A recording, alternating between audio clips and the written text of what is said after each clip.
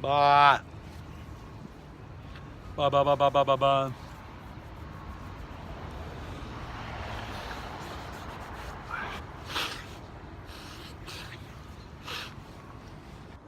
Today's lesson is camera work. Okay, now we're speeding along. We're getting through the nitty-gritty of this course, and camera work is one of those things that if you never do it, you don't know how to do it. So camera work, ever so important when it comes down to it. Okay, first off on camera work, what do you want to talk about? Well, I'll tell you what we should talk about. We should talk about staring into the camera. See how I'm approaching the camera and looking at you directly, okay? Now I'm talking to you as if you were a person. I'm using the lens as a camera to speak directly at you like you're a person I'm talking to. So when you're on camera, that's what you do. Now, there's nothing worse than if you're kind of shifty and you're talking about things and saying, oh, this coming up and that's coming up, and you're not looking at the camera at all. If you're not going to look at the camera, that's going to be a big problem, because looking at the camera is important. You have to address the camera. And that's what I'm saying when I do it to you. Now, you don't have to stare at it and be like this, staring at the camera the whole time, talking about what you're talking about. You don't have to do it that way, okay? You can look at the camera, you can look away from the camera, as long as you're making the camera the person you're looking at. The lens is that person. So if I'm talking to you like this and explaining something to you as I look into the camera, I can still go off like this, look this way, and bring it back to the camera. Okay, I can look over this way and talk about, well, it doesn't work like that, but what it does happen, see what I'm doing? I'm looking away, but I'm bringing it back. So as long as I bring it back to the camera, that is very important. Now, if you have an interview and you're interviewing someone, let's just say that somebody's right here and I'm interviewing, okay? That is okay to look away from the camera. You have the mic here, you have the person right here, and you're holding them and you're getting them perfectly on camera. So right now, if there was a second person in here, we'd have two people on the camera right now. So when I'm looking at them and talking to them, I'm asking them questions. Blah, blah, blah, blah, blah, blah, question over to them. I can look at the camera still, and I can look back at the person, look back at the camera, listen to what they're saying, respond back to them, say something, go back to the question, look back to the camera. See, I can do all this with that person, and they're right in this zone. That's why when they say, if you're gonna go do an interview with someone, you don't go up to them and you're standing like this and they're standing like this and you're trying to interview them like this. You get up close, you kind of bring them in there just like this. You don't have to have your arm around them, but get them in close so your shoulders are together. You have the mic on the outside edge so it's nice and comfortable, so you're able to go back and forth, back and forth. And when you're doing that, you can look at the camera too as well. Now, if you have a co-host and you and a co-host, let's say I'm here and my co-host now is right here. Here's his head. I know it's my hand, but let's pretend that's my co-host. So when you're talking back and forth about what's going on for the day, you both have your own mics. You're looking at him. Let's say pretend there's a mic in my hand. So I'm talking to my co-host like this.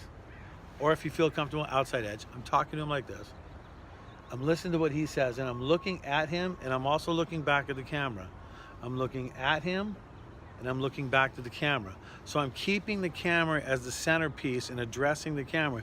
Even though it's two people, the worst thing you can do is when you start talking to your co-host and you're just slowly squaring off, and all you're doing is just talking to him like this. You're not looking back over here.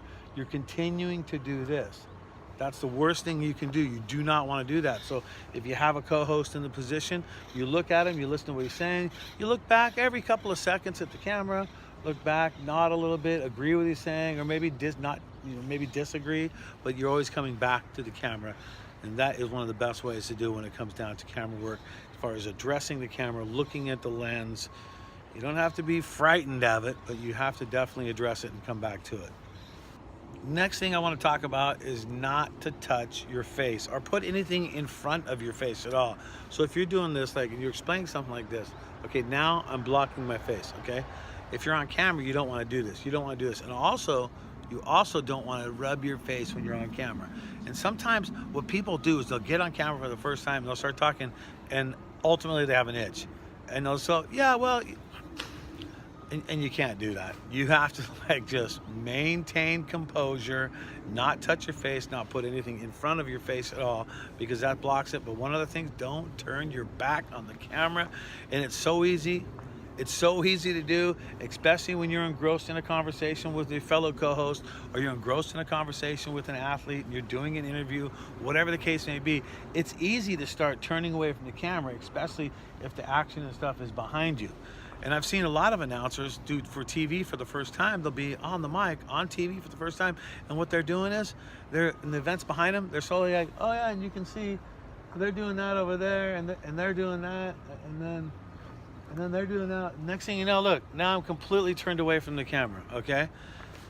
The camera's another person. So if you have a co-host, look at it as a 3-person conversation. You're talking to your co-host, you're addressing the camera. It's like, there's a person here, there's a person here, and I'm a person. So we're all 3 kind of talking together, and I'm bringing it back. And that's the same thing when it comes down to it. When it comes down to it, you just treat the camera like another person. So you address that person as well as the person you're interviewing or your co-host. Okay, next up, if you mess up, retake, start over. So if you can't get something right, like, hello, I'm Brad. Hello, I'm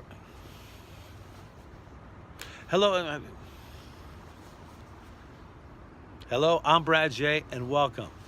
See, you retake. You make a mistake, stop, reset. Don't panic. Don't, I can't do this. Just stop. Like we're here at a beautiful place here in Santa Barbara County, Francesi Park. We're here in a beautiful place in Santa Barbara County, Francesi Park. See? Retake, restart, make it solid. That's what you got to do.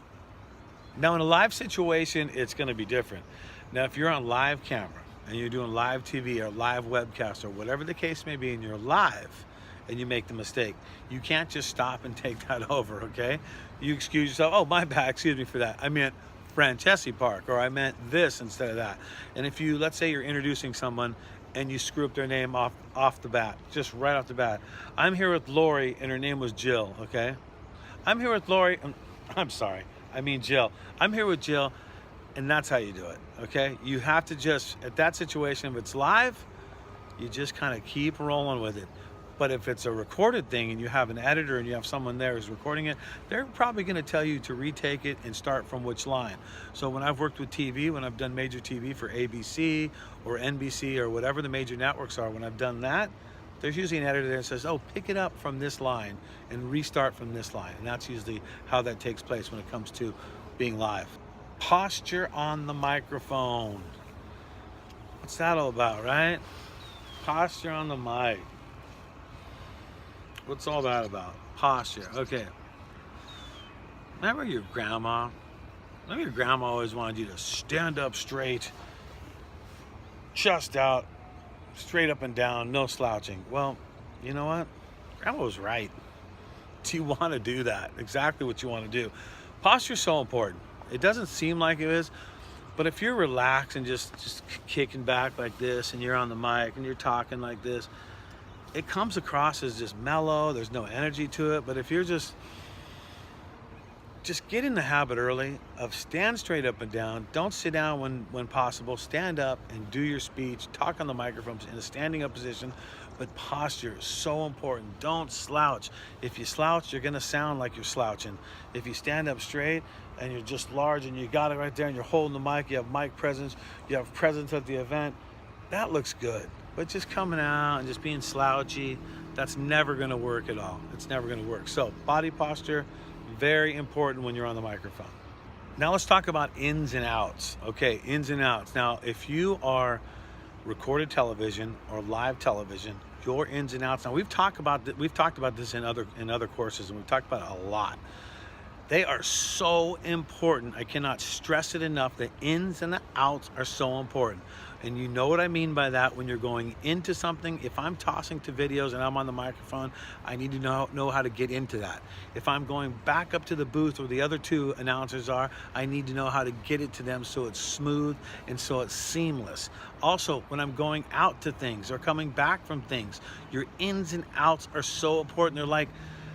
It's like the bookshelf, you know, you got the books, the bookmarker on one side, the bookmarker on the other, you're pulling it together, you are just holding it together, okay? Your ins and outs. They basically tie a ribbon on the show. It's the glue to the show. It makes the show sound good. It makes the competition sound good. So your ins and outs are so important to be concise, quick, and just the best ones you can do. And I'll tell you what, writing them down ahead of time, writing 5 to 10 of them down for your ins, 5 to 10 down for your outs, and using them throughout the entire event or the competition, that's perfect. Ins and outs are very important. And that This is what I talk about when I talk about camera work.